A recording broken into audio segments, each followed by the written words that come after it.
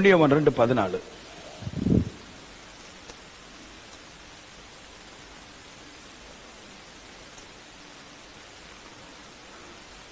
ஒன்றியவன் 2:14. பிதாக்களே, ஆதி முதல் இருக்கிறவரை நீங்கள் அறிந்திருக்கிறதுனால் உங்களுக்கு எழுதுகிறேன். வாலிபரே, நீங்கள் பலவான்களாய் இருக்கிறதுனாலும் தேவ வசனம் உங்களில் நிலைத்திருக்கிறதுனாலும் நீங்கள் பொல்லாங்கனை ஜெயிச்சதுனாலும் உங்களுக்கு எழுதுகிறேன் அப்படின்றார். வாலிபரை பத்தி இந்த வாரம் முழுக்க பேசுறேன். போன வாரம் முழுக்க மூப்பர்களை பத்தி பேசினேன், பிதாக்களை பத்தி பேசினேன். இந்த வாரம் வாலிபர்களை பற்றி பேசுறேன். வாலிபர்களே, நீங்கள் பலவான்கள் அப்படின்றாரு. எப்படி வாலிபர்கள் பலவானா மாறினாங்க? உலகத்தில் இருக்கும்போது, பாவத்தில் இருக்கும்போது சத்தியத்தை கேட்டு புத்தி தெளிந்து எல்லா ஓய்வு நாளிலும் எல்லா பாவத்தையும் விட்டு தேவ சமூகத்தில் வந்து இருக்கிறதுனால பலவான்கள் என்று சொல்லுகிறார். இந்த பலவான்களை பற்றி வேதத்திலிருந்து கொஞ்சம் புத்தி நம்மளுக்கு தெளியும்படிக்காக எடுத்து போதிக்கிறேன். நான் லூக்கா எழுதின புத்தகம் 15வது அதிகாரம். இன்னைக்கு முக்கா வச்சு அங்கதான் நிக்க போறோம். அதுல ஒரு தகப்பன் வர்றாரு. அவரு தகப்பனுக்கு 2 பிள்ளைங்க, ஒரு மூத்த பையன், ஒரு இளைய பையன். இளைய பையனுக்கு பேர் போட்டிருக்கிறாங்க காணாமல் போன குமாரன் அப்படின்ட்டு. மூத்த பையனுக்கு பொல்லாத குமாரன் அப்படின்னு தான் பைபிள் அப்படிதான் சொல்லுது. ஆனா நான் முன்னாடிலாம் சத்தியம் கேட்கும்போது இளையவனை கெட்ட குமாரன் சொல்லுவாங்க. மூத்த குமாரனுக்கு ஒரு பேரும் கிடையாது. ஆனா இந்த பைபிளை வாசிக்கும் போது ஒருவருக்கு 2 குமாரன், இளையவன் காணாமல் போன குமாரன், மூத்தவன் கெட்ட குமாரன். இந்த காணாமல் போன குமாரன் இளைய குமாரன் அப்பட வந்து சொல்றாரு, நான் தூர தேசத்துக்கு போறேன், அதனால வீட்டில் இருக்கிற சொத்தை எல்லாம் நல்லா பாகம் பிரிச்சு ஒரு பாகத்தை ஏண்ட கொண்டாரு, என் பங்கு எனக்கு கொண்டு தந்துடும் கேட்டான். அப்பா சொல்லி பார்க்கிறாரு, வேண்டாம் நீ போண்டாம், தூர தேசத்துக்குலாம் போண்டாம் அப்படின்ட்டு இங்கே இருன்றாரு. அவன் கேட்க மாட்டேன்ட்டான். சொத்தை எப்படியே பிரிச்சு வாங்கிட்டு போயிட்டான். போய் தூர தேசத்துக்கு போயிட்டான். நல்ல அழகான ஒரு லக்ஸஸ் வண்டியை இருக்கிறான். அப்புறமா அந்த ஊர்ல இருக்கிற பெண்கள் எல்லாவற்றையும் வாரத்துக்கு 1 பிடிச்சுக்கிடுறான். லவ் இல்லை, அவங்க ஊர்ல வந்து பெண்கள் விற்பனைக்கு இருக்குது. இந்தியாவிலையும் ஒரு இடத்துல பெண்கள் விற்பனைக்கு இருக்குதான் பாருங்க. ஆடு மாடு இருக்கிற மாதிரி பெண்கள் விற்பனைக்கு இருக்குது. அப்படி போல தூர தேசத்துல பெண்கள் விற்பனைக்குன்னு போட்டிருக்கு பாருங்க. அந்த ஊருக்கு அவர் போயிட்டாரு. வாரத்துக்கு ஒரு பெண் அவர் வாங்கிடுறாரு, விலை கொடுத்து வாங்குறாரு. இங்க இருந்து கொண்டு போன சொத்தெல்லாம் தீர்ந்து போச்சு. அவரு தீர்ந்து போன அந்த நேரத்தில் பார்க்க அந்த தேசத்திலையும் பஞ்சம் உண்டாயிற்று. இப்போ அவருக்கு பசி, பிரச்சனை, பாவம் இதெல்லாம் ஆயிற்று. இப்போ ஒரு முடிவு பண்றாரு, இந்த பிரச்சனையில நம்ம எப்படி உயிர் வாழ்றது? காசும் தீர்ந்து போச்சு, தேசத்திலையும் பஞ்சம், எப்படியாவது உயிர் வாழணும் அப்படின்ட்டு இப்ப என்ன சொல்றாரு, நான் அந்த தேசத்துடைய குடிகள்கிட்ட ஒருத்தன்ட்ட போய் வேலைக்கு போவேன் சொல்லிட்டு வேலைக்கு போறாரு. வேலைக்கு போனா அவன் வேலை கொடுக்க மாட்டேன்றான். பஞ்சமா இருக்குது, எங்க நாட்டு மக்களுக்கு வேலை இல்லை, உங்களுக்கு அப்புறம் வேலை தரும் அப்படின்ட்டு வேலை கொடுக்க மாட்டேன்றான். ஆனா வசனம் சொல்லுது, இவன் அவன்கிட்ட போய் ஒட்டிக்கிட்டான் இருக்குது, போய் சேர்ந்துக்கிட்டான். வேலை கொடுக்கல சொன்ன பின்னாடியும் கூட காலில் கையில உளுந்து எப்படியோ ஒட்டிக்கிட்டான். சரி, ஓனர் என்ன பண்றாரு, ஒட்டிக்கிட்டான் அப்படின்றதுக்காக சரி உனக்கு ஒரு வேலை தரேன் அப்படின்ட்டு பன்னிகள் மேய்க்கிற அந்த தொழுவத்துல கொண்டு போய் பன்னி தொழுவத்துல கொண்டு விட்டாங்க. அவனும் கொஞ்ச நாள் அங்க வேலை பார்க்கறான். வேலை பார்க்க பார்க்க பார்க்க பார்க்க கடைசியில் ஒரு நாள் வரும்போது அந்த பன்னி தின்ற தவுட்ட கூட தின்னுவதற்கு அவனுக்கு அனுமதி கிடைக்கல. அந்த அளவு அந்த மனுஷன் காணாமல் போன குமாரன், இளைய குமாரன், பாகத்தை பிரிச்சுட்டு போன குமாரன் மாட்டிக்கிட்டான். இந்த நிகழ்ச்சியெல்லாம் பார்க்கும்போது அப்படியே நம்மளே சொன்ன மாதிரி இருக்கு பாருங்க. நாம தகப்பனுக்கு கீழ்ப்படியாம, அப்பா சொல்றதை கேட்காம, அம்மா சொல்றதை கேட்காம, நாமளே முடிவெடுத்து, நாமளே தூரதேசத்துக்கு போய், நாமளே லவ் பண்ணி, நாமளே விரும்பி, நாமளே நினைச்ச காலேஜுக்கு போய், நாமளே நினைச்ச சென்னைக்கு போய், நாமளே நினைச்ச மதுரைக்கு போய், நாமளே நினைச்ச லண்டனுக்கு போய், நாமளே நினைச்ச அமெரிக்காவுக்கு போய், வீட்டில் இருக்கிற மொத்த பைசா கொண்டு காலி பண்ணிட்டு, அப்புறம் அந்த தேசத்தை நம்பி, அப்புறம் அங்க மாட்டி ஒரு மாதிரி திருடன மாதிரி முழிப்போம் பாருங்க. அதே மாதிரிதான் இங்க ஒரு திருடன் மாதிரி முழிச்சிட்டான். முழிச்சிட்டு இருக்கும் போது எப்படி இவன் மறுபடி தகப்பன்ட்ட வாரான், பலவானா எப்படி மாறினான், அந்த காரியத்தை தான் முதல்ல சொல்ல போறேன் நான். நம்ம எல்லாம் சபைக்கு வந்திருக்கிறோம் பாருங்க. எப்படி வந்தோம்? கொடூரமான பாவி. நம்ம எல்லாரும் சண்டை விடுற இடத்துல நிற்போம், குடிக்கிற இடத்துல நிற்போம், கச்சேரி போடுற இடத்துல நிற்போம். கொடூரமான பாவி. இன்னைக்கு தேவ சமூகத்துல சத்தியத்தை கேட்க மீண்டும் மீண்டும் கேட்பதற்கு வந்திருக்கிறோம். அப்படி போலதான் கெட்ட குமாரன் கொடூரமான ஒரு மனுஷன் பாவத்துல மாட்டிக்கிட்டான். எப்படி திருப்பி வந்தான் இன்னைக்கு அர்த்தம் முதல்ல சொல்ல போறேன். எப்படி இந்த பலவானாய் மாறினான்? பைபிள் படிக்கும் போது லூக்கா 15வது அதிகாரத்துல அந்த 17ஆம் வசனத்துல சொல்லுது, அவன் புத்தி தெளிந்தது. when he came to his sense, அவன் புத்திக்கு வந்த பொழுதுன்னு இருக்குது இங்கிலீஷ்ல. தமிழ்ல புத்தி தெளிந்த போதுன்னு இருக்குது. எப்படி புத்தி தெளியும்? ஒரு மனுஷன் பாவத்துல விழுந்துட்டாரு, வறுமையில விழுந்துட்டாரு, கொடூரமான பாவம். அவர் வாரத்துக்கு ஒரு பொண்ணு வாங்கியிருக்கிற மாதிரி தான் பைபிள் வாசிக்கும் போது வருது. நல்ல பஞ்சம், மறிக்கிற அளவு உள்ள வறுமையில போயிட்டாரு. அப்படி இருக்கும்போது பாவத்தை விடுவதற்கு புத்தியும் பரிசுத்தமாய் வாழ்வதற்கு புத்தி தெளிவும் உண்டாகுமா அப்படின்னா உண்டாகாது. நம்ம ஊர்ல நிறைய பேரு வறுமையில இருக்கிறாங்க, நிறைய பேர் மரணத்துக்குள்ளா இருக்கிறாங்க. அவங்களுக்கு பாவத்தை விடன்னு ஒரு புத்தி தெளிதா? கிடையாது. பரிசுத்தம் ஆக்கப்படன்னு ஒரு புத்தி தெளிதா? கிடையாது. ஆனா பைபிள் சொல்லுது, இந்த காணாமல் போன குமாரனுக்கு புத்தி தெளிந்ததுன்றது. எப்படி புத்தி தெளிஞ்சிச்சு? நல்லா கேட்கணும். எப்படி புத்தி தெளிஞ்சிச்சு? நம்ம வாசிக்கிறோம், நீங்க எல்லாருமே வாசிக்கிறீங்க, நிறைய பேர் வாசிக்கிறாங்க. வாசிக்கும் போது அவன் அந்த பண்ணி மந்தல இருந்து அந்த தவிட்ட திங்க அவன் போன பொழுது அவனுக்கு புத்தி தெளிந்தது அப்படின்றாங்க. அவன் வாசிக்கும் போது அப்படி இருக்குதான? உண்மையில அப்படி கிடையாது. நல்லா வாசிக்கணும். நல்லா வாசிச்சுதான் புத்தி தெளியும் இல்லையா? வறுமையில இருக்கிறவனுக்கும் பாவத்தில் இருக்கிறவனுக்கும் தானாட்டே புத்தி தெளியும்னா தெரியாது. அப்படி யாருக்குமே தெரியாது. அப்ப எப்படி அங்க இருந்த மனுஷனுக்கு புத்தி தெளிந்தது, நம்மளுக்கு எப்படி தெளிந்தது? அது மாதிரி சொல்றேன். நம்மளுக்கு எப்படி புத்தி தெளிந்துச்சு? நம்ம ஊர்ல இருக்கும்போது, உலகத்தில் இருக்கும்போது தானாவே புத்தி தெளிந்து தேவ சமூகத்துக்கு வந்தோமா? கிடையாது. அப்ப எப்படி தேவ சமூகத்துக்கு வந்தோம்? ஏதோ ஒரு மனுஷன், நாம் எந்த இடத்துல பாவத்துல இருந்தோமோ, எந்த இடத்துல வறுமையில இருந்தோமோ, அந்த இடத்துக்கு ஏதோ ஒரு மனுஷன் நம்மளுக்கு சத்தியத்தை சொன்னான், வார்த்தையை பேசினான். அந்த வார்த்தை தான் நம்மளுக்கு தெளிவடைய செய்தது. ஆமென். இதுக்கு நான் நல்லா சொல்றேன் பாருங்க. இந்த லூக்கா 15வது அதிகாரத்துல 3 உவமையை சொல்றாரு. ஒன்னு காணாமல் போன குமாரன் இப்ப சொன்னது, இன்னொன்னு காணாமல் போன வெள்ளிக்காசு, இன்னொன்னு சொல்லுது காணாமல் போன ஆடு அப்படின்றது.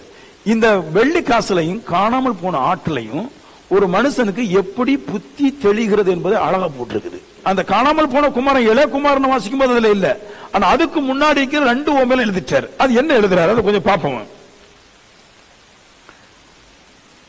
நல்லா கேட்கணும்.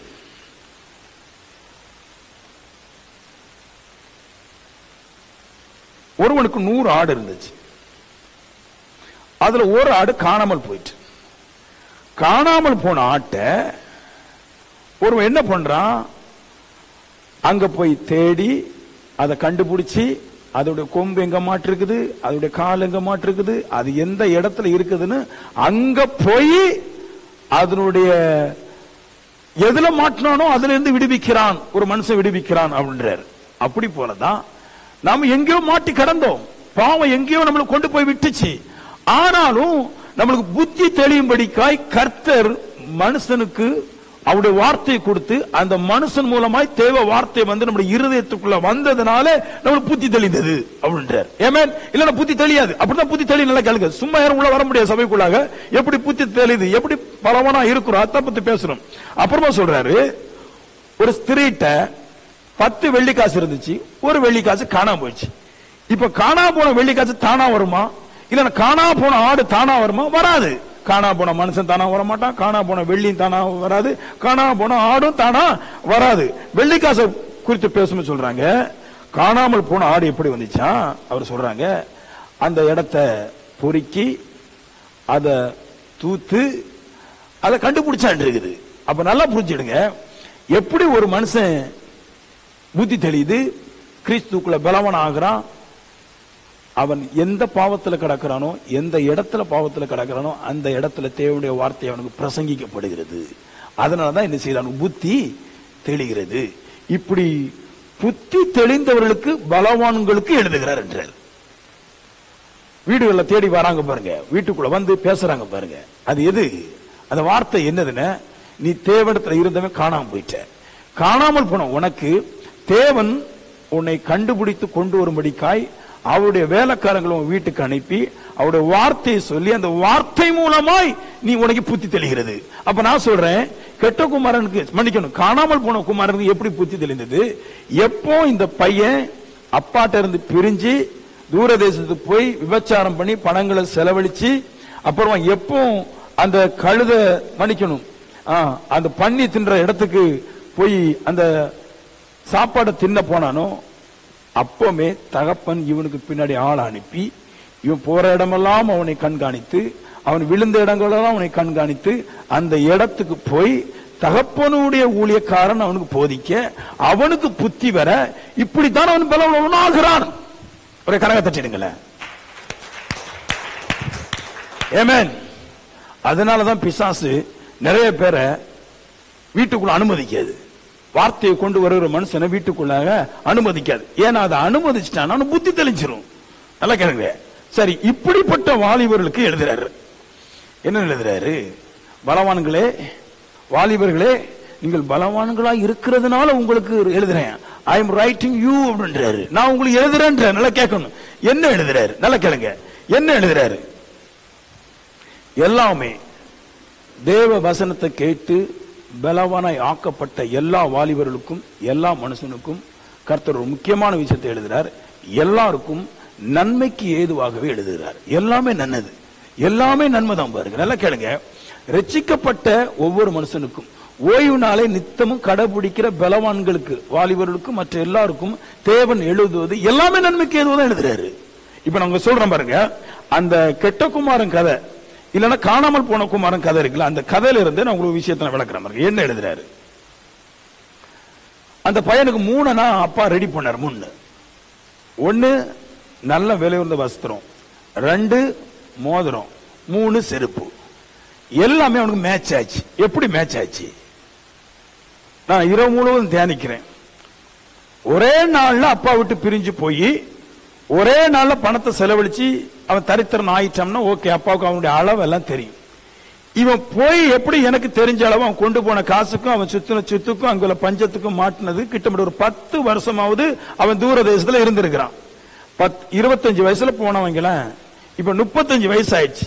அவன் எவ்வளவு குண்டா இருப்பான், அவன் விரல் எவ்வளவு குண்டா இருக்கும், கால் எவ்வளவு பெருசா இருக்கும், தூர தேசத்துக்கு அப்பனுக்கு தெரியாது. ஆனா அப்ப பிள்ளை வந்த உடனே பிள்ளைக்கு வேண்டிய எல்லாவற்றையும் கொண்டு வந்து போட்டான் இருக்குது. நல்ல வஸ்திரத்தை கொடுத்திருந்தான், நல்ல மோதிரத்தை அழகா போட்டிருந்தான், கையில சேர்ற மாதிரி இருந்துச்சு, நல்ல செருப்பம் போட்டிருந்தான்.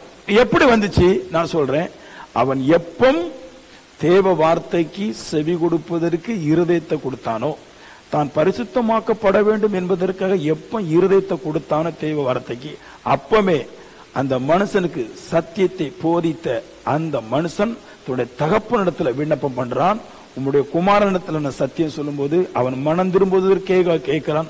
ஆகவே அவனுக்கு உண்டான நன்மைகள் எல்லாம் அவனுக்கு கொடுத்து விடும் என்று சொல்லி அவனுடைய அளவையும் கொடுத்துட்டாரு. ஹலோ, அதனாலதான் கெட்ட குமாரன் போன உடனே கெட்ட குமாரனுக்கு வேண்டிய எல்லாவும் எப்படி வந்தது?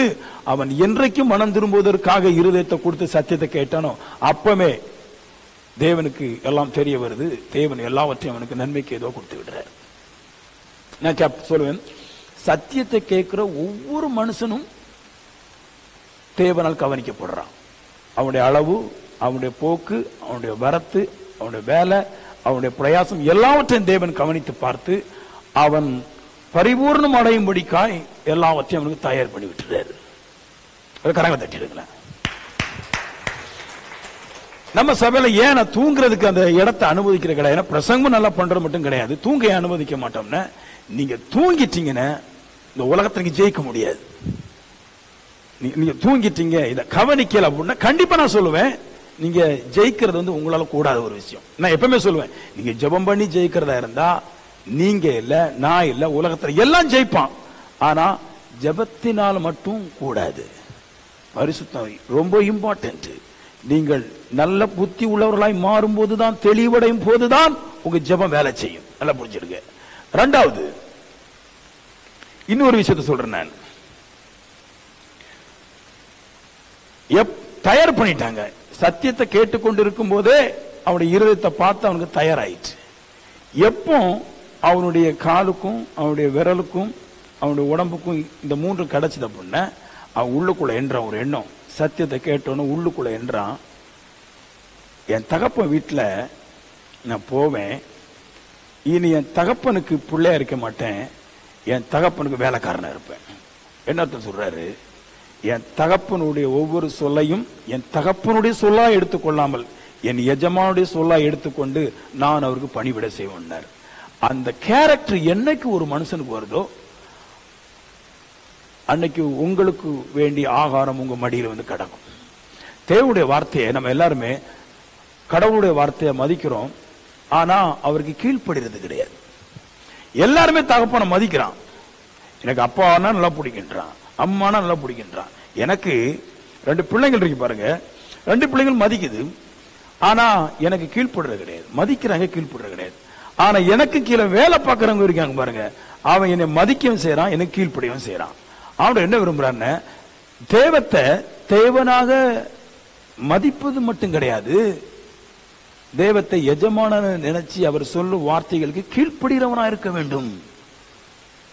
அவன் சத்தியம் கேட்கும் போது அவனுக்கு என்ன உண்டாயிடுச்சுன்னா, சத்தியம் கேட்க கேட்க என்ன உண்டாச்சு பாருங்க, சத்தியத்தை கேட்க கேட்க எப்படியாவது இந்த நன்மைகளை பெற்றுக்கொள்ள வேண்டும், இந்த வறுமைகளை போக்க வேண்டும், நான் எப்படியாவது இந்த மரணத்தில் இருந்து மாற வேண்டும், இந்த பாவத்திலிருந்து மாற வேண்டும்ங்கிற ஒரு எண்ணம் அவனுக்கு உட்பிரவேசிக்குது. அந்த எண்ணத்தினாலே தகப்படத்துல வர்றான். இனி உமக்காக நீ சொன்ன மாதிரி தான் நடப்பேன் ஆண்டவன்றான். உடனே சொல்றாரு, எல்லாவற்றையும் கொண்டு வந்து அவனுக்கு அணியுங்கள், எல்லாவற்றையும் கொண்டு வந்து அவனுக்கு போடுங்கள். எப்ப கிடைக்குது பாருங்க, வந்து சொல்றான், இனி என்ன நீரு மகனா என்னண்டான், உங்களுடைய வேலைக்காரனா என்னும், உங்களுடைய வேலைக்காரன் உங்களுடைய கட்டளை எப்படி மீற மாட்டானோ அப்படியே இனி உங்களுடைய கட்டளை மீற மாட்டேன்றான். உடனே அப்பா சொல்றாரு, எல்லாம் இனி உன்னுடையதுன்றாரு, நீ வச்சுக்கோ அப்படின்றாரு. ஹலோ, இருக்கீங்களா? காது உள்ளவன் கேட்க கடவுது. தகட தகடன் கை தட்டுறதுனால மட்டும் போக முடியாது. நானும் கை தட்ட சொல்வேன், நல்லா சத்தம் போட்டு நானும் சொல்றேன். ஆனா அது ஒரு பகுதி, அதை செய்யணும். ஆனா அதை விடவும் 90 பகுதி நீங்கள் சத்தியத்தை கேட்பதற்கு உங்களுடைய இருதயத்தை கொடுத்து உங்களுடைய இருதயம் கிரியை செய்கிற அளவுக்கு சத்தியத்தை கேட்டுக் கொண்டிருந்தால் நீங்க கிரியை செய்வீர்கள், உங்களுடைய பலன் உங்களுக்கு உண்டாகும். ஆமென். 3வது பாயிண்ட் சொல்றேன் நான். 3வது நன்மை, காணாமல் போன குமாரன் வீட்டுக்கு வந்துட்டார். கொளுத்த கண்டெல்லாம் அடிக்கிறாங்க, அடிச்சு எடுத்து ஆளெல்லாம் கூப்பிட்டு எடுத்து நல்லா கறியெல்லாம் போட்டாங்க. நல்ல சாப்பாடு, சூப்பர் சாப்பாடு. பணக்காரன் வீட்டில் சாப்பாடு போட சும்மா வருகும், நல்ல டேஸ்ட் போடுறாங்க. ஐஸ்கிரீம் வச்சிருக்கிறாங்க, ஜூஸ் வச்சிருக்கிறாங்க, சாப்பாடு வச்சிருக்கிறாங்க, பிரியாணி வச்சிருக்கிறாங்க, நெய்ச்சோறு வச்சிருக்கிறாங்க, சாதா சாப்பாடு இருக்குது, தயிர் சாதம் இருக்குது, தக்காளி சாதம் இருக்குது, எல்லா சாப்பாடும் இருக்குது. வரும்போது மூத்த குமாரன் வயல்ல வேலை பார்த்துட்டு வர்றாரு. வந்தோடனே வீட்டை பார்க்கறாரு, நல்ல லைட்லாம் போட்டு நல்லா சூப்பராட்டு அழகா இருக்குது. உடனே சண்டைக்கு போயிட்டான். இந்த மூத்த குமாரன் தான் கெட்ட குமாரன் சொல்லணும். நம்மளுக்கு இளைய குமாரனை கெட்ட குமாரன் சொல்லிட்டாங்க, தப்பு அது. இளைய குமாரன் காணாமல் போன குமாரன், மூத்த குமாரன் தான் கெட்ட குமாரன். வர்றாரு, வந்து பார்க்கறாரு. பார்த்த உடனே என்ன எல்லா பைசாவும் நாசமாக்கி போட்டுருக்குது. உடனே ஒரு வேலைக்காரனை கூப்பிடுறான், என்ன என்ன இங்க நடக்குது? வேலைக்காரன் சொல்றாரு, இப்படி உங்க காணாமல் போன குமாரன் இருக்கிற பாருங்க, உங்க தம்பி. ஆமா வந்திருக்கிறான். ஒரு கோவம் வந்துருச்சு, என்னது என் தம்பி வந்திருக்கிறானா, எப்படி அவன் இங்க வரலாம் அப்படின்ட்டு எல்லா சொத்தையும் எடுத்துட்டு போயிட்டான். போனது மட்டும் கிடையாது, எங்க அப்பா எனக்கு ஒரு பெண்ணை கட்டி தந்தாரா, அவன் 10 100 பெண்ணை கட்டி இருக்கிறான், கூட கொதிப்பு எனக்கு அப்படின்றாரு. அவனுக்கு எவ்வளவு ஆட்டை கொடுத்தாரு பாருங்க, எனக்கு ஒரு ஆடு கூட தரல. அவர் எவ்வளவு ட்ரெஸ் கொடுத்தாரு, எனக்கு ஒண்ணு கூட தரல. வெளியிருந்து சண்டை போடுறான். உங்களுக்கு புரியுதா? என்றைக்கு நீங்கள் ரட்சிக்கப்பட்டு பூரண மனம் திரும்புவதற்குள்ளாக வருகிறீர்களோ அது வரைக்கும் உங்களோடு கூட இருக்க சத்துரு உங்களுடைய நன்மைகள் கிடைக்க கூடாதபடிக்கு போராடுகிறான். நீங்க நினைக்கிறீங்க நான் ஜெபிச்சுட்டு போயிட்டோம்னு, ஆனா பிசாசு போராடுது, அவன் ஜெபிச்ச மட்டும் கொடுத்துட கூடாது, அவன் பூர்ணமடையவில்லை. நல்லா புரிஞ்சு, நான் ஜெபிச்ச உடனே கிடைக்கும் சொல்றது தப்பு, கேட்ட உடனே கிடைக்கும் சொல்றது தப்பு. நான் சொல்ல ரைட்டே கிடையாது, அது ஃபால்ஸ் டீச்சிங். இவர் சொல்றாரு, நீ சரியான வாழ்க்கைக்குள்ள வந்துருன்றாரு. சரியான வாழ்க்கைக்குள்ளாக மனம் திரும்பின, ஒரு சரியான வாழ்க்கைக்குள்ளாக வந்த இந்த காணாமல் போன குமாரன் நல்ல மனம் திரும்பின பூர்ண பரிசுத்தத்துக்குள்ளாக வந்த பின்னாடி கூட சொந்த சகோதரன் காணாமல் போன சொந்த தம்பி திருப்பி வந்தவனுக்கு எந்த ஒரு நன்மையும் கொடுக்க கூடாதுன்னு போராடுகிறான். ஆனா தகப்பன் சொல்றாரு, அவன் பூர்ண மனம் திரும்புதலுக்குள்ளாக வந்ததுனால இனி நான் என்ன பண்றேன், நானு நீ என்னதான் போராடினாலும் அவன் மனம் திரும்பினவனுக்கு கொடுத்தே ஆவனுங்கிற பூர்ண நிச்சயத்துல தகப்பா இருக்கிறார்.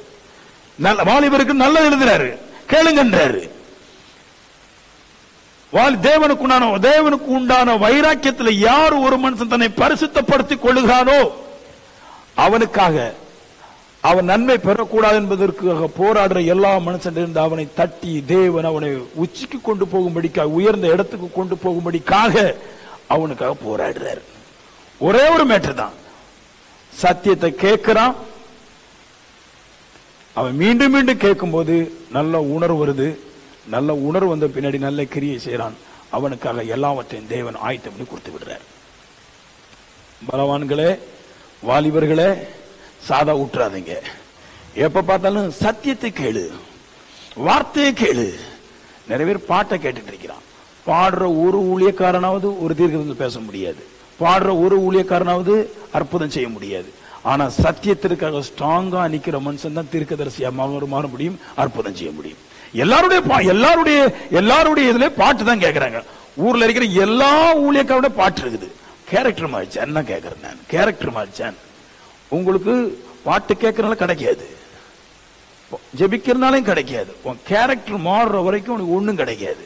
கெட்ட குமாரன் திருப்பி வந்தான்னு சொல்லக்கூடாது. அவன் புத்தி தெளிந்தவனாய் வந்தான், அதான் மேட்ரு.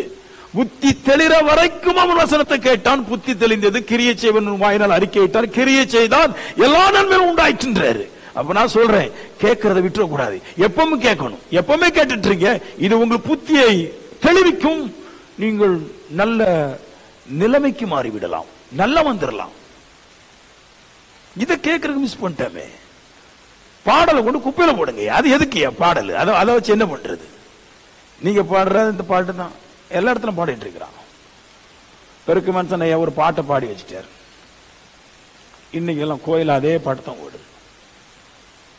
குருத்தோலை கையில் பிடித்து ஓசனா பாடிடுவோம். இதை எவனா பாடுறதுனால அவனுக்கு கிடைக்குமாங்க?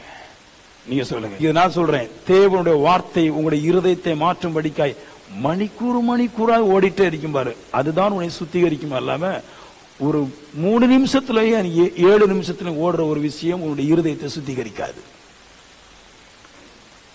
ஒரு அழுக்கு பிடிச்ச ஒரு சட்டைய ஒரு வாஷிங் மிஷின்ல போட்டுட்டு அந்த அழுக்கு போகிற வரைக்கும் அது வாஷிங் மிஷின் சுத்திட்டே இருக்கும். ஆனா நீங்க எப்படிதான் தெரியல, ஒரு 3 நிமிஷத்துல உங்களோட ஹார்ட்டை சரியாக்கல நினைச்சிருக்கீங்களா? ஒரு சட்டையை கூட ஒரு வாஷிங் மிஷின் ஒரு 15 நிமிஷம் சுத்தி தான் சரியாக்குது. சட்டையை பார்க்கல நீங்க ரொம்ப சப்பி போன ஒரு மனுஷன். உங்களெல்லாம் மிஷின் வாஷிங் மிஷின்ல போட்டு அழுக்கு எடுக்கணும்னா 4000 வருஷம் போட்டு அழுக்கு எடுக்கணும், அப்பதான் அழுக்கு குறையும். அவ்வளவு அழுக்கு பிடிச்சிருக்க மனுஷன். ஒரு 5 நிமிஷம் பாட்டை கேட்டுட்டு யாரோ ஆளுதான் கேட்கறீங்களே. நான் சொல்லுவேன், இந்த வேத வசனம் முழுக்க உங்களுடைய இருதயத்துக்குள்ள வரணும். நீங்கள் தூங்கும் போதும் நீங்கள் வேலை செய்யும் போதும் இந்த வசனம் உங்களுக்குள்ளாக மறுபடி உங்களுடைய இருதயத்துக்குள்ள ஓடிட்டே இருக்கணும். அப்படி ஓட ஓட ஓட ஓட சரியாயிரும். ஆமீன் சொல்லுங்களேன். இது உள்ள ஓடணும்.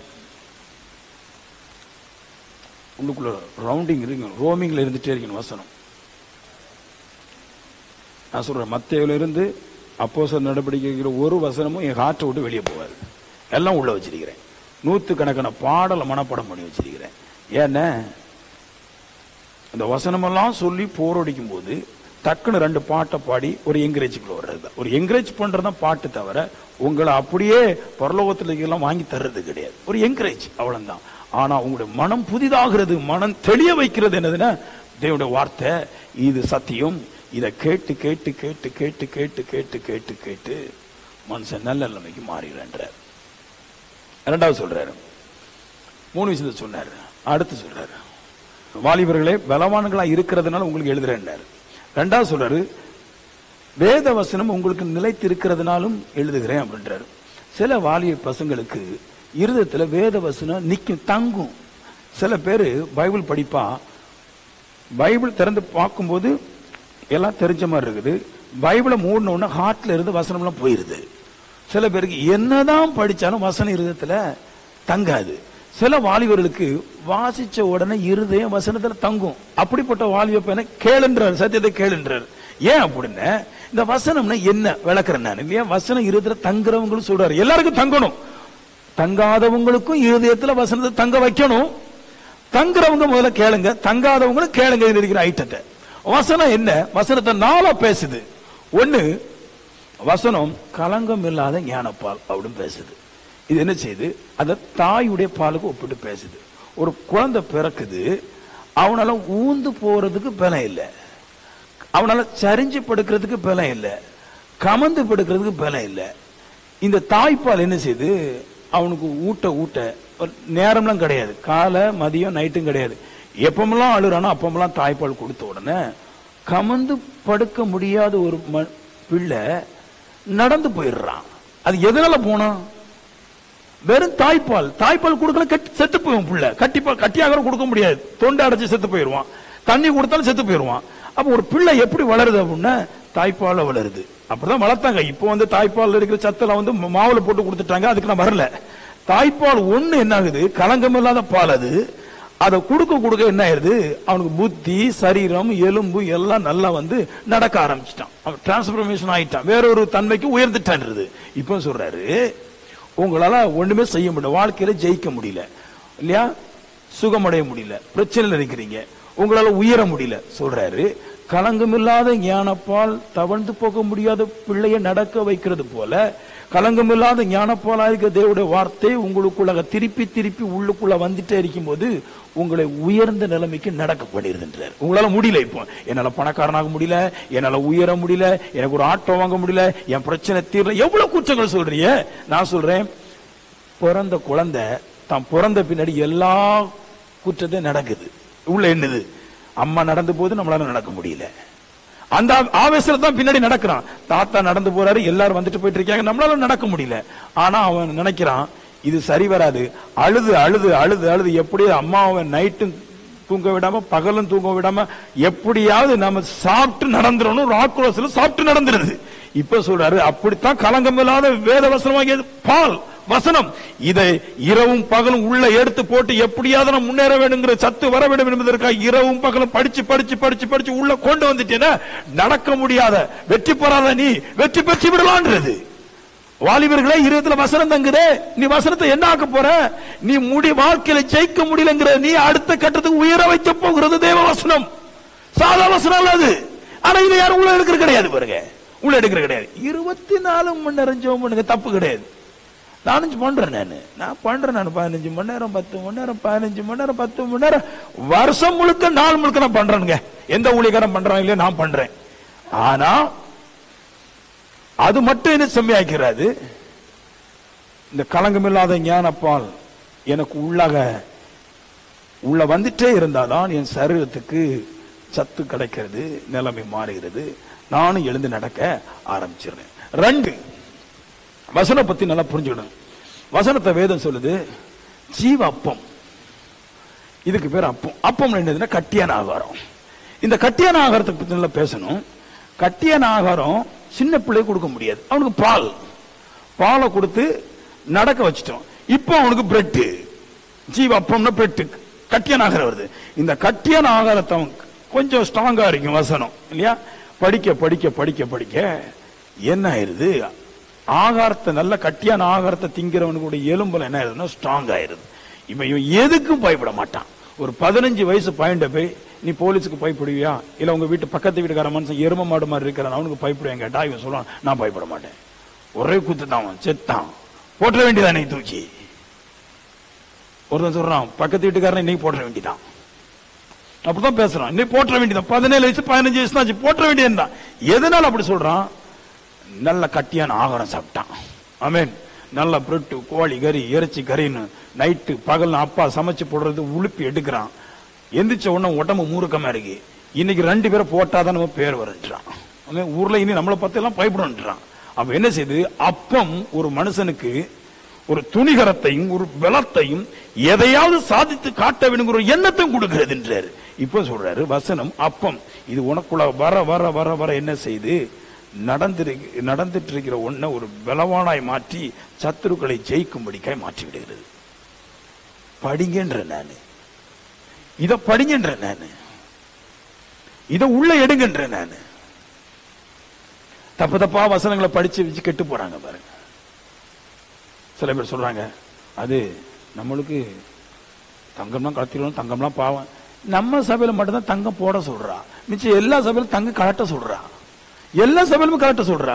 தங்கம் பாவமாக்கும், தங்கம் பாவம், தங்கம் பிரச்சனை, தங்கம் ஒரு போராட்டம், தங்கம் பயங்கரமான ஒரு பிரச்சனை அப்படிலான்றா. அப்புறம் என்ன பண்றாங்க, தங்கம் பிரச்சனை, தங்கம் போராட்டம், தங்கம் பிரச்சனை சொல்லிட்டு கணவன் மனைவிக்குள்ள மாற மாற சண்டை. நம்மகிட்ட காசு இல்லையே என்ன பண்றது, பல பிரச்சனை பேசுறாங்க. தங்கம் பாவம் சொல்லிட்டு அப்புறம் அந்த தங்கத்துல என்னங்க இருக்குது, தங்கத்துக்குள்ள காசு தான் இருக்கு, வேற ஒண்ணும் கிடையாது. ஹலோ, தங்கம் பாவமா? எங்க காசும் பாவம் தான். தங்கத்தை வச்சு நீங்க பாவம் செய்ய முடியும், காசை வச்சு பாவம் செய்ய முடியும். ஏன் காசு இல்லாமலும் பாவம் செய்ய முடியும். பாவத்தை கொண்டு மிக்ஸ் பண்ணக்கூடாது. வளர்றதுக்குள்ள சத்தியத்தை சொல்லுங்கன்ற. நீங்க நல்லாகிறதுக்கு எது சத்தியம் அதை பேசுங்கன்றாரு. மனுஷன் நல்லாகிற சத்தியத்தை பேச மாட்டேன்றான், எதையே போய் கேட்டுறான். நாங்களும் சபைக்கு தான் போறோம், எங்களுக்கு பிரசங்கம் தான் பண்றாங்க. என்ன பிரசங்கம் பண்ணாங்க டீ, அதெல்லாம் ஒரு பிரசங்கமே கிடையாது பாருங்க. 3 வசனத்தை பத்தி சொல்லுது. இருபுறமும் கருக்குள்ள பட்டை என்றார். வசனம் என்னதான், இருபுறம் கருக்குள்ள பட்டயம். அப்படி சொல்லிட்டு எபிரேயர்ல சொல்றாரு, சரீரத்தில் இருக்கிற எல்லா அவயங்களையும் பார்ட்ஸ் பார்ட்ஸா பிரிச்சிருன்றாரு.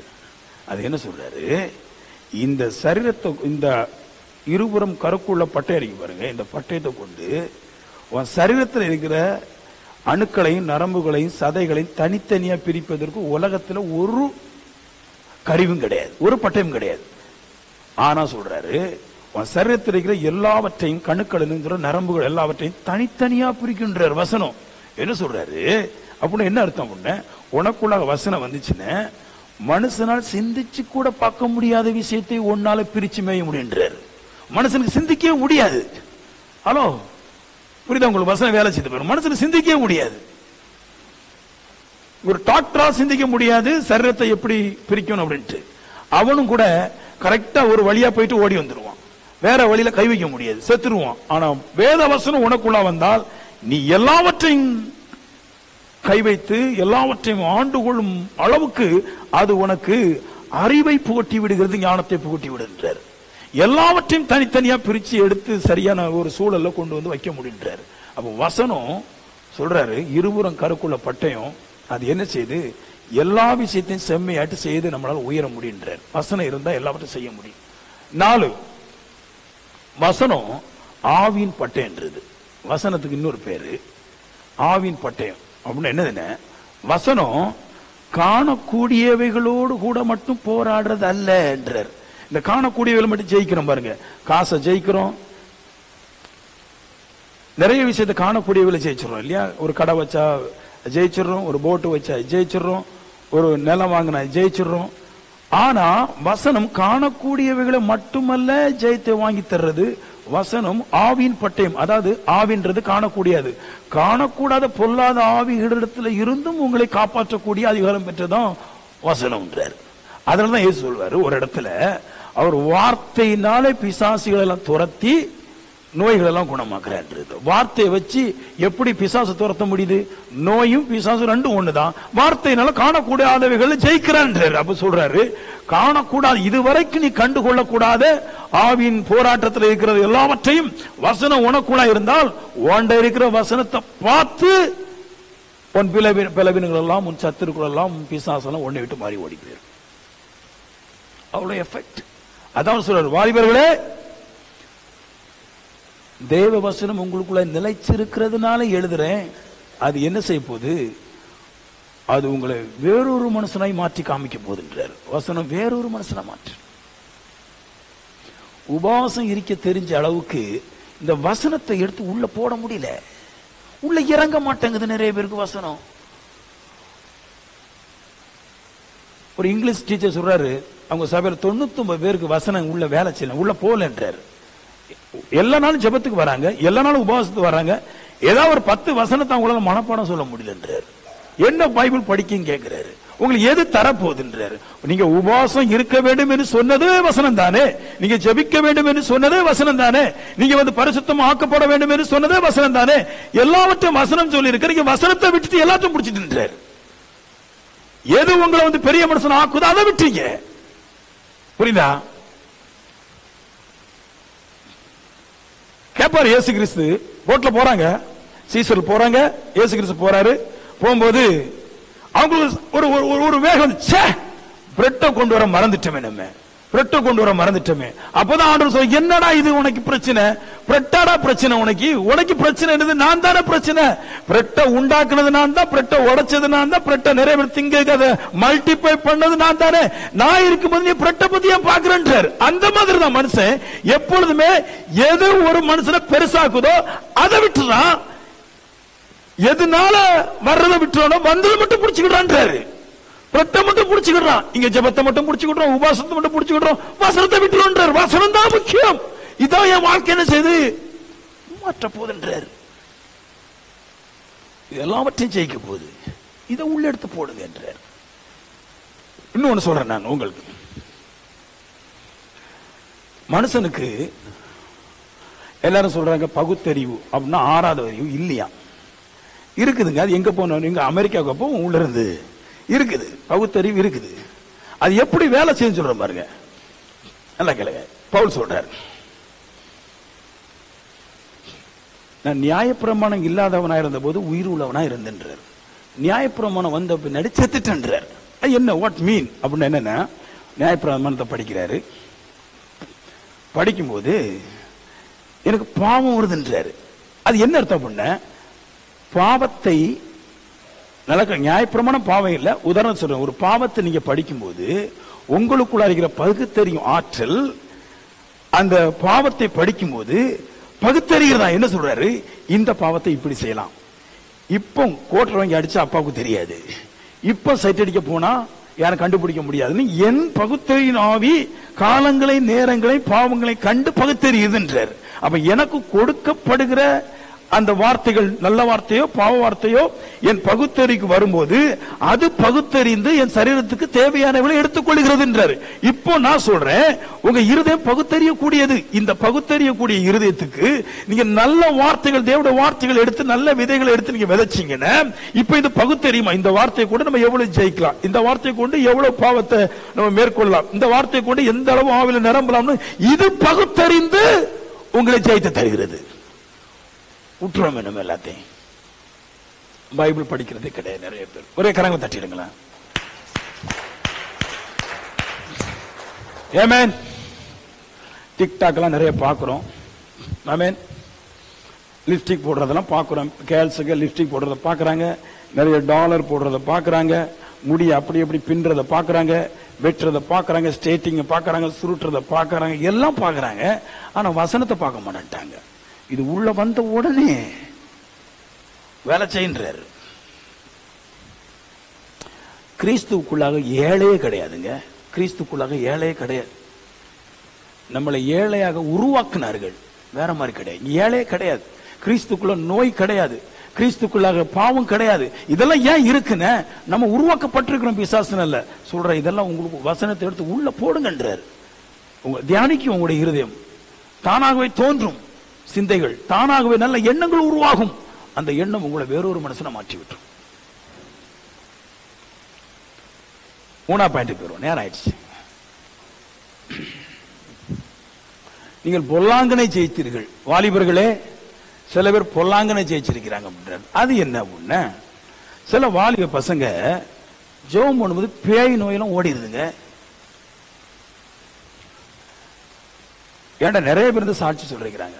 ஒரு அண்ணன் ஆண்ட்ரூஸ் அண்ணன் ஒருக்கா சொல்லிச்சு, நான்லாம் பின்னாடி முன்னாடி கையை வச்சு ஜெபம் பண்ணா பேயெல்லாம் ஓடிருக்கு, நோயெல்லாம் சரியா இருக்குன்னு சொல்லி. டிவி நம்ம டிவிக்காரர் குட் நியூஸ் சேனல்காரர் அவர் சொன்னாரு, பாஸ்டர் நாமெல்லாம் ஜெபம் பண்ணி எவ்வளவு அற்புதம் செஞ்சுக்கிறேன் அப்படின்ட்டு.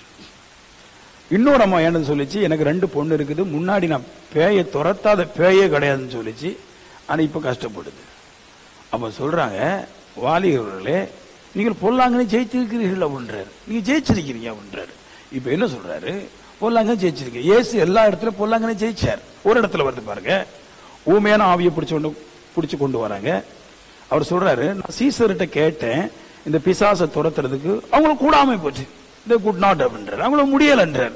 உடனே ஏன் சொல்றாரு, யூ கோவம் வருது, அன்பிலீவிங் ஜெனரேஷன், பொல்லாத சந்ததியே அப்படின்ற ஒரு திட்டுறார். எவ்வளவு நாளைக்கு உன்னோடு கூட இருப்பேன், எவ்வளவு நாளும் வைக்கப்பட்டிருப்பேன், பிரிங் ஹிம் அப்படின்ற. அவன் இங்க கொண்டு வந்தாரு. கொண்டு வந்த உடனே அதட்டினாரு, பேய் ஓடிட்டு. இதான் ஜெயிக்கிறது இல்லையா? இயேசு எப்படி பொல்லாங்கனை ஜெயித்தாரோ அப்படியே வாலிபர்கள் அநேக பேர் பொல்லாங்கனை ஜெயிச்சாங்க. ஜெபம் பண்ணி நிறைய அற்புதம் செஞ்சாங்க. என்ன ஆயிற்று? அப்புறமா அத தொடர்ந்து செய்ய முடியாம போனதுக்கு என்ன காரணம் அப்படின்னா, அவன் சத்தியத்துல நிலைச்சு நிக்காம போயிட்டான்றார். அவன் சத்தியத்துல மறுபடியும் நிலைச்சு நிக்கலன்றார். அப்புறமா வேதம் சொல்றது கீழுள்ள வசனத்துல, உலகத்தில் உள்ளவர்கள் மேல அன்பு கூறாதிருங்கள்ன்றாரு. இவன் என்ன பண்ணிட்டான்? இவன் ஜெபம் பண்ணா, இவன் பாடுனா, இவன் உபாசம் இருந்தா, வசனத்தை மனசுக்குள்ள வச்சிருந்தான், நிறைய அதை தியானிச்சுட்டே இருந்தான், அவனுக்குள்ள பவர் வந்துச்சு. கடைசியில பிசாசன் துரத்துனா. கடைசியில என்ன ஆயிற்று? அந்த தேவ வசனத்தை திருப்பி கேட்கறதுல நிலைச்சு நிக்காம உலகத்தின் மேல கவலை உலகத்துல அன்பு கூற ஆரம்பிச்சான். அவன் வசனம் அவனுக்குள்ள எடுத்து போடப்பட்டது, பாவம் உள்ள நிரம்ப ஆரம்பிச்சது. இப்ப நைட்டு வேலாயிட்டான். இப்ப சொல்றாரு, வாலிபர்களே பொல்லாங்க நீங்க ஜெயிச்சிருங்களே, ஜெயித்த நீங்கள் உங்களுடைய தந்த வேத வசனத்துல நிலைச்சு நில்லுங்கன்றார். அதை படிங்கன்ற. நான் சொல்றேன், இன்னைக்கு ஃபுல்லா சொல்றேன் நான், நீ வேத வசனத்தை படிக்க வாசிக்க உன் ஹார்ட் பெருசாயிருது. இவ்வளவு பேர் தான் இருக்கிறோம். எவ்வளவு தீர்க்கதரிசனம் பேசுறோம்? 31ஆம் தேதி சொன்ன தீர்க்கதரிசனம் முக்காவாசி நடந்தே போயிடுச்சு. ஒரு அக்கா சொல்லுது, பாஸ்டர் சொல்ற தீர்க்கதரிசனத்தை பார்த்தா, நடக்கிற விஷயத்தெல்லாம் பார்த்தா, இந்த வருஷமே பாஸ்டர் இவங்க 4 பேருமே உங்களுக்கு 1 லட்சம் ரூபாய் தருவாங்க. நான் இல்லைன்னு சொல்லி தருவாங்க. 1 லட்சம் இல்லைங்க, 5 லட்சம் கொடுப்பாங்க. நான் சொல்றேன்ல, மறுபடி உங்களை வச்சுதான் நான் 7 கோடிக்கு சபை கட்ட போறேன். எப்படி கட்டுவேன்? எனக்கு தெரியும். வேத வசனம் பிசாசை துரத்துகிறது, அதை எடுத்து உள்ள போடுறேன்.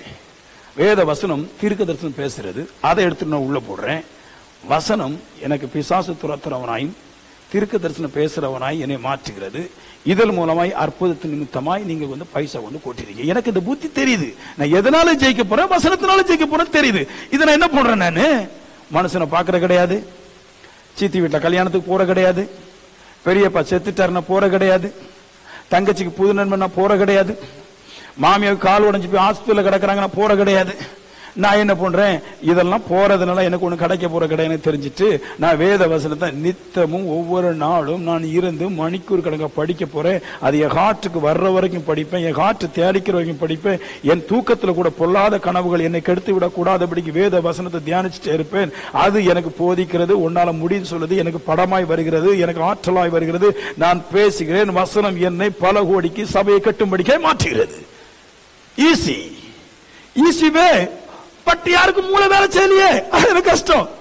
ஈஸி வேலை செய்யல பாருங்க. யாருக்கு மூளை? இப்ப நான் இவ்வளவு பிரசங்கம் பண்றேன், வேலை செய்யாது உங்களுக்கு. நீங்க என்ன பண்ண போறீங்க? மறுபடி வீட்டுக்கு போவீங்க, பைபிள் எடுத்து வீட்டுல வைப்பீங்க, வச்சுக்கிட்டு டக்குன்னு மொபைல் எடுத்து பேசுவீங்க. இங்க பேசுவீங்க, டிவி இருந்தா டிவி, மொபைல் இருந்தா மொபைல், மறந்தே போயிருங்க. அப்புறமா யார்கிட்ட கடன் கேட்டா கிடைக்கும், எப்படி போகணும், தந்திரமா இதுல நிக்கணும். ஒரே ஒரு தந்திரம் தாங்க, ஒண்ணு இல்ல. நான் சொல்றேன், பிசாசு உங்களை மொத்தமா காலி பண்ண ஒரே ஒரு தந்திரம், வசனம் உள்ள போக கூடாது. அப்படி பண்ணிட்டு அதுக்கு என்ன இளவெல்லாம் பண்ண முடியுமோ பண்ணி விட்டுருச்சு. நீங்க அதெல்லாம் மாட்டிட்டீங்க. வசனம் உள்ள போக கூடாது என்னெல்லாமா பண்ணிச்சு பாருங்க. லவ்வு கிவ்வு சண்டை, அது சப்பு சவரு கோல்மல் எல்லாம் பண்ணிச்சு. அந்த அவனுடைய கண்ணில மாட்டிட்டோம். நான் என்ன பண்றேன்? தின்றேன். நானு பாலை குடிக்கிறேன், சில நேரத்துல பிரெட்டை தின்றேன், சில நேரத்தில் நல்ல பொரிச்ச கறியை தின்றேன், சில நேரத்தில் நெய் மீன மாதிரி சில வசனங்கள் கடிச்சு தின்றேன். நானு நல்லா சாப்பிடுறேன். நானு சாப்பிட்ட உடனே வந்துருது. சொல்றாரு கர்த்தர், ஒன்னால இன்னைக்கு ஒரு 10 பேருக்கு தீர்வு சொல்ல முடியும், அடுத்த வாரம் 4 சாட்சியில வந்துடும். எப்படி வருது? இதாங்க வேலை. வேற நான் எங்க போறேங்க? உங்களை மாதிரி தான் நான் காலைல எந்திக்கிறேன், பிள்ளையோட படுக்கிறேன். நான் மட்டும் எப்படி தீர்வு பேச முடியுது? நான் மட்டும் எப்படி நல்லா அற்புதம் செய்ய முடியுது? நான் மட்டும் எப்படி நல்லா பிரசங்கம் பண்ண முடியுது? நான் என்ன பரலோகராஜ்யத்துக்கு அப்பப்ப ஏசாப்பிட்ட போயிட்டு வர்றேன் கிடையாது. உங்க கூட தான் இருக்கிறேன், உங்க கூட தான் பேசுறேன். ஆனா நல்லா வேலை செய்யறேன். ஏன் அப்படின்னா வசனம் எனக்குள்ளாக என் நரம்புகளையும் புத்திக்கும் மூளைக்கு வேலை செய்து நான் ஜெயித்து விடுகிறேன். சரி, இன்னும் ஒண்ணு போவோம். ஆமேன் சொல்லுங்களேன். நான் ஸ்கூலுக்கு முன்னாடி போவேன். ஸ்கூல் போகும்போது என்ன வாழ்க்கையில ஃபெயில் ஆயிடுறாங்க. நான் சொல்றேன் வாழ்க்கையில சரியாயிரு. ஜனகன பாட வராதவன் ஸ்கூலுக்கு போய் நல்ல வேலையில இருக்கிறான். நான் ஜனகன பாடி தோத்து போயிட்டேன். நான் ஸ்கூல்ல வாத்தியம் படிச்சு கொடுக்கறது தெளிவா கேட்டு சரியாக எழுதினாதான் மேட்ச். நான் சொல்லுவேன், உங்களுக்கு பிரசங்கிக்கிற வார்த்தையை கேட்டு சரியாக நீங்க வேலை செய்தால் இந்த உலகத்தை ஜெயிக்கலாம். இதுக்குதான் பிரசங்கத்தை கேட்கணும். இதுக்குதான் பிரசங்கத்தை கேட்கணும். பல கவலை வரும் பாருங்க சபைக்கு வந்த உடனே. பாடுற நேரம் கை தட்டுறீங்கல்ல, பாடுற நேரம் பாடுறீங்களா இல்லையா? நான் பாக்குறேன் பாடுற நேரம் எல்லாரும் பாடுறீங்க, அல்லேலூயான்றீங்க. பிரசங்கம் பண்ற நேரம் பாதி பேர் இந்த ரோபா மாதிரி அப்படிலாம் உணர்றீங்களே. ஏன் அப்பமே தெரியல. உனக்கு பிரயோஜனம் இல்லாததெல்லாம் மியூசிக் போட்டு பிசாச்சு விட்டுட்டு அடிச்சு ஆடு. பிரயோஜனமானதுக்கு பாஸ்டர் இப்ப கை தட்டுங்க, முழிப்பு வருது. அப்புறம் சொல்றது பாஸ்டர் பாடுற நேரத்தில் எனக்கு போன் பண்ணிடுவாங்க, தம்பி எங்களுக்கு இந்த சீட் எல்லாம் பிடிச்சி வச்சுட்டுங்க. கொஞ்சம் லேடிஸ் எல்லாம் வருவாங்க. ஏன்னா 2 வருஷம் அங்க படிச்சிருக்கீங்க, கொஞ்சம் லேடிஸ் எல்லாம் வருவாங்க. எங்களுக்கு லேடிஸ் கொஞ்சம் நல்லா பிடிக்கும். வாலி வயசுல ஒரு 24-25 வயசுல லேடிஸ் கொஞ்சம் ஆளாய்வோம். அப்போ லேடிஸா நீங்க வரீங்க அப்படின்ட்டு. ஆனா உள்ளுக்குள்ள லஸ் இருக்கும். ஆனா வெளியே வந்து நல்லவன மாதிரி காமிச்சுடுவோம். எல்லாருமே அப்படித்தான், நான் மட்டும் கிடையாது, நீங்க எல்லாம் அப்படித்தான். அப்ப நாங்க சீட்டு பிடிச்சு கொடுப்போம். பாடுற நேரத்தில் ஆட்கள் வந்துட்டே இருப்பாங்க. ஆமேன். சில பேர் பாடல் முடிஞ்சோடனே வெளியே போயிருவாப்ல. பாடல் முடிஞ்ச உடனே வெளியே போவாங்களே, அந்த சீட்ல பிரசங்கத்துக்கு நான் போயிருப்பேன். நான் எனக்கு தெரியும் அவன் பாடுறது வந்து சந்தோஷமா ஆராதிக்க வந்திருக்கிறான், சந்தோஷம் மட்டும்.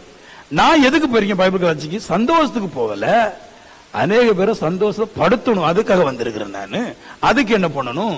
இருந்து கேட்கணும். யாரெல்லாம் ஆராதனை முடிச்சு வெளியே போறாங்களோ அந்த சீட்ல ஒரு 4-5 பேர் நாங்க வந்து அமருவோம். அந்த 4-5 பேரும் நாங்க நல்லா ஒளிஞ்சிரும்.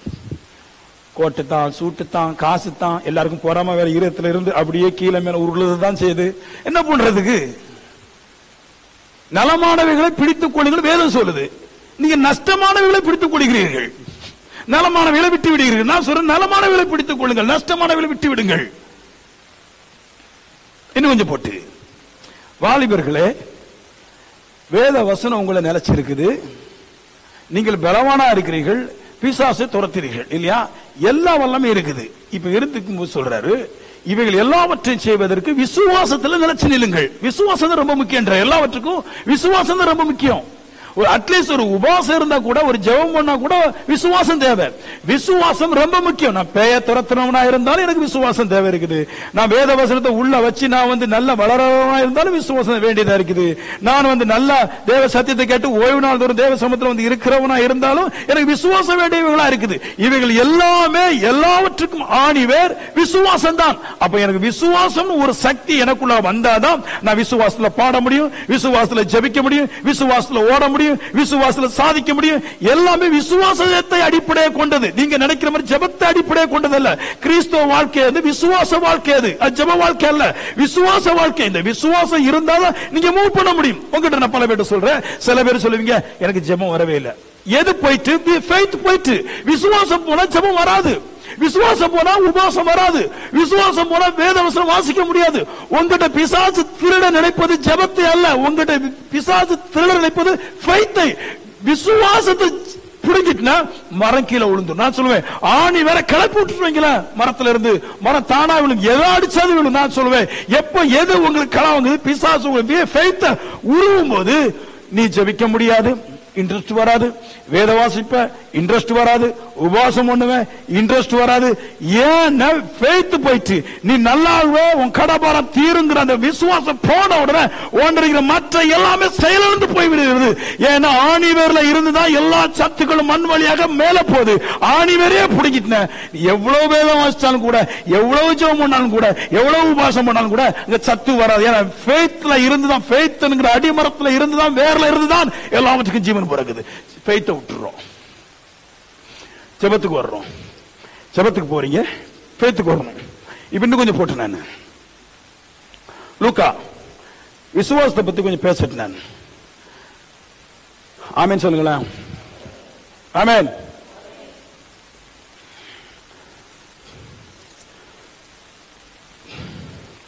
லூக்காவுக்கு போவோம். 17வது அதிகாரம். விசுவாசம் எப்படி கிடைக்கும்? விசுவாசிக்கிறீங்களா? ஆமென்றீங்க. எப்படி அது கிடைக்கும்? இப்ப ஆமென் சொல்லுங்களேன். ஆமென். நிறைய பேருக்கு விசுவாசம் விசுவாசம் சொல்லுவாங்க. இந்த விசுவாசம் எப்படி கிடைக்கும் அப்படின்ற சொல்றேன் நான். 17வது அதிகாரம் 5 10 வரைக்கும் போடுறாரு. அப்பொழுது அப்போஸ்தலர் கர்த்தரை நோக்கி எங்கள் விசுவாசத்தை வர்த்திக்க பண்ண வேண்டும் என்றார்கள். ஹலோ, நல்லா ஜாலியா இருக்கு இந்த வசனம், நல்லா இருக்கு. இங்க விசுவாசத்தை வர்த்திக்க பண்ணும் அப்படின்றாங்க. என்ன சொல்றாங்க? என்ன அர்த்தம் அது? மீன் வாட் மீன்? நல்லா கேளுங்க. ஆண்டவரே, விசுவாசம் கொஞ்சம் இருக்குது, அதை வர்த்திக்க பண்ணுங்க. நல்லா கேளுங்க. இருக்கிறத ஏதாவது இருந்தாதான் வர்த்திக்க பண்ண வேண்டும், இதை கூட்ட வேண்டும். இன்க்ரீஸ் பண்றது என்னதுன்னா கொஞ்சம் இருக்குது, அதை கூட்டி விடுங்கன்னு அர்த்தம் இல்லையா? அப்ப கர்த்தர் சொல்றாரு, நல்லா கேளுங்க. கர்த்தர் சொல்றாரு கீழே இருக்க வசனத்துல, கடுகளவு விசுவாசம் உங்களுக்கு உண்டாயிருந்தால் அப்படின்றார். அப்ப என்ன சொல்றாரு? கடுகளவுனா சின்னது, சின்ன அளவு விசுவாசம் உங்களுக்கு உண்டாயிருந்தாலே இந்த காட்டாத்தி மரத்தை பேர்ந்து போக செய்ய முடியுன்றாரு. அப்ப என்ன அர்த்தம்?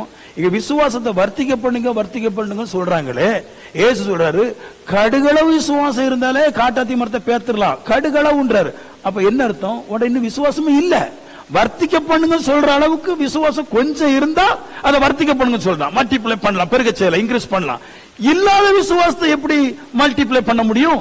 விசுவாசம் இல்லைன்றாரு. இவங்க ஃபீல் நிறைய பேருக்கு இங்க விசுவாசம் கிடையாது. அடிச்சு பேசுங்க, விசுவாசம் கிடையாது. விசுவாசமே இருக்கிற மனுஷன் அவனுடைய வாழ்க்கை எப்படி இருக்குன்னு நீங்க உதாரணம் கொடுக்கிறார். விசுவாசம்னா என்ன? விசுவாசம் என்னங்க? விசுவாசம் எப்படி கொண்டு வர போறீங்க? எல்லாரும் சொல்றாங்க விசுவாசம் வசனத்திலிருந்து தான் வருது. 100% வசனத்திலிருந்து தான் வருது. ஆனா வசனம் எப்போ உங்களுக்குள்ள இயங்குதோ அப்பதான் வரும். வசனம் தான். ஆனா அந்த வசனம் எப்போ உங்களுக்குள்ள இயங்க ஆரம்பிக்குதோ அப்படிதான் வருது. முதல்ல சொல்லிட்டார் விசுவாசம் ஒன்றே இல்லை. விசுவாசம் இல்லாம வர்த்திக்க பண்ண சொல்லாத. விசுவாசம் இருந்தாதான் வர்த்திக்க பண்ண சொல்ல வேண்டும். விசுவாசமே இல்ல. ஏன்னா கடுகளவு விசுவாசமே பெரிய காரியம் செஞ்சுன்றாரு. கொஞ்சம் விசுவாசம் போதும், எனக்கு நல்லா பிடிக்கும். கொஞ்சம் விசுவாசம் இருந்தா நல்லாயிரும். நீங்க சபைக்க போறீங்க, கர்த்தரை விசுவாசிக்கிறீங்களா? ஆம். நெவர். நீ விசுவாசிக்கல, கர்த்தரை விசுவாசிக்கல, அடிச்சு பேசுவேன் நான். ஏன்னா கர்த்தரை விசுவாசிக்கிற மனிதன் சபையில தூங்க மாட்டான். ஹலோ இல்லையா? கல்யாண வீட்டுக்கு போற ஒரு பெரிய கல்யாண வீடு, அங்க போய் நல்ல சாப்பாடு படையெல்லாம் போட்டுக்கிறான், லட்டு புட்டெல்லாம் வச்சிருக்கிறான். நான் ஒரு சாப்பாடு பிரியன், தூங்குவானுங்க. நான் ஒரு சாப்பாடு பிரியங்க. அங்க அழகான பாயசம், சிவப்பு கலர்ல, கருப்பு கலர்ல, மஞ்சள் கலர்ல, காப்பி கலர்ல. இப்ப பாயசம் வந்து முன்னாடி 2 கலர் தான், வெள்ளை காப்பி கலர். இப்ப 10 கலர்ல ஊத்துறான், எல்லாம் கலரை ஊத்தி போட்டுறான். நான் ஒரு சாப்பாடு புரியுங்க. அங்க எல்லா 10 வகையான பாயசம் ஊத்தும் போது அப்படி வெயிட் பண்ண நான் வைக்க மாட்டேன். ஏன்னா நான் சாப்பாடு புரியும், அதுக்கெல்லாம் வாழ்றேன். அப்படின்னா நீங்க விசுவாசிகளா இருந்தால், நீங்கள் ஏதோ ஒன்று சாதிக்க வேண்டும் என்று விரும்புகிற விசுவாசிகளா இருந்தால், வசனத்தின் மூலமா நான் இதை ஜெயிக்க வேண்டும் என்று விரும்புகிற விசுவாசிகளா இருந்தால், உங்களுடைய கண்களில பலகீனம் வராது, உங்க சரீரத்தில் பலகீனம் வராது. அப்படின்னு என்ன அர்த்தம்? இன்னும் நீங்கள் விசுவாசிக்கவில்லை, நீங்கள் எதையோ ஒன்றை இச்சித்து ஓடுகிறீர்கள். விசுவாசத்துக்கு வரல. கடவுள் எனக்கு என் பிள்ளைக்கு வேலை தந்தா நல்லா இருக்கும், அதுக்கு தான் வர்றீங்க. கடவுள் என் பிள்ளைக்கு திருமணத்தை கட்டி கொடுத்தா நல்லா இருக்கும், அதுக்கு தான் நீங்க வர்றீங்களே தவிர இச்சைக்காக வருகிறீர்கள் அல்லாமல் விசுவாசத்தில் நீங்க வரல இல்லை. ஏன்னா விசுவாசத்துல வர்ற இருந்தா கடுகள விசுவாசமே இருந்தாலும் நீங்க ஜெயிச்சிடலாமே. விசுவாசமே இல்ல இருந்தாலும் ஜெயிச்சிடலாம். ஆனா விசுவாசமா இருக்கிறவனு கூட வாழ்க்கை எப்படி இருக்கும், விசுவாசம் எப்படி வரும்? இப்ப நான் சொல்ற பாருங்க, கீழே பாருங்க, நல்லா கேளுங்க. உங்களில் ஒருவனுடைய ஊழியக்காரன் உழுது அல்லது மந்தையை மேய்த்து வயலில் இருந்து வரும்போது எஜமான அவனை நோக்கி முன்பு போய் சாப்பிட்டு வா என்று அவனுக்கு சொல்லுவானோ? நீ எனக்கு சாப்பாடு ஆயத்தம் பண்ணி அறையை கட்டி கொண்டு நான் போஜனம் பண்ணும் அளவும் எனக்கு ஊழியம் செய், அதன் பின் நீ புசித்து குடிக்க என்று அவனுக்கு சொல்லுவான் அல்லவா? தன் கட்டளை இட்டவர்களை அந்த வேலைக்காரன் செய்ததற்காக அவனுக்கு உபசாரம் செய்வானோ? அப்படி செய்ய மாட்டானே. அப்படியே நீங்களும் உங்களுக்கு கட்டளையிட்ட யாவற்றையும் செய்த பின்பு நாங்கள் அப்ரோஜனமான ஊழியக்காரர் செய்ய வேண்டிய கடமை மாத்திரம் செய்தோம் என்று சொல்லுங்கள் சொல்றாரு. விசுவாசத்தை பத்தி கேட்கறீங்க, நான் சொல்றேன். விசுவாசம் முதல்ல சொல்றாரு, 1, அவர் கட்டளையிட்ட யாவற்றையும் நீங்கள் செய்யுங்கள். விசுவாசம் அப்படித்தான் வரும். அவர் என்ன சொன்னாரோ அதை செய்யுங்கள், அப்ப உங்க விசுவாசம் வரும் அப்படின்றாரு.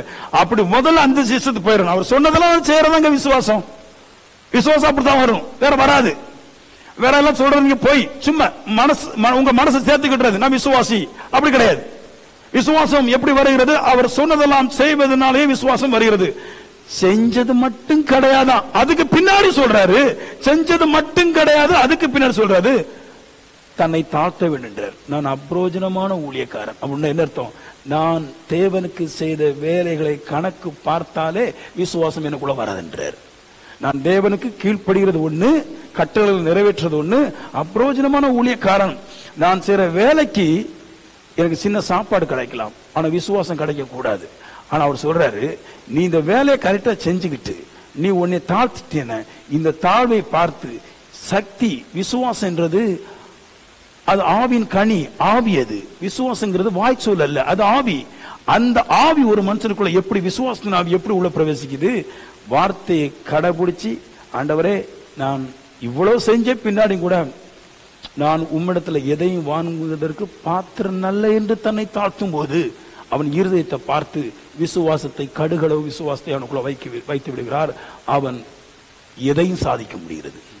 விசுவாசம் அப்படித்தான் வரும். ஆமென். சொல்லுங்க, இன்னொருக்கா சொல்லுங்களேன். விசுவாசம் எப்படி வந்துச்சு பாருங்க. அவர் சொல்றாரு, சபைக்கு இதுவரைக்கும் 30 லட்சம் ரூபாய் கொடுத்திருக்கிறேன், விசுவாசம் அவுட்டு வராது. அவ்வளவு செஞ்ச பின்னாடி நான் பிரயோஜனமான ஊழியக்காரன் அப்படி தன்னை தாழ்த்தணுமா? அதுல ஃபீல் என்ன தெரியுது?